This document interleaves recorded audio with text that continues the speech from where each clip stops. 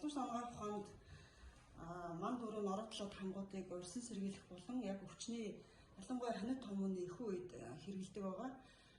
За хүмүүс ер нь ингээд гэр бүлээрээ урьсан сэргийлж хэрэглэх гэх юм бол манд дөрөв норотлоо хоёрыг одоо өглөө нэгийн тийм ээ норотлоогоо орой ч юм ингээ ээжтэд ууж болно.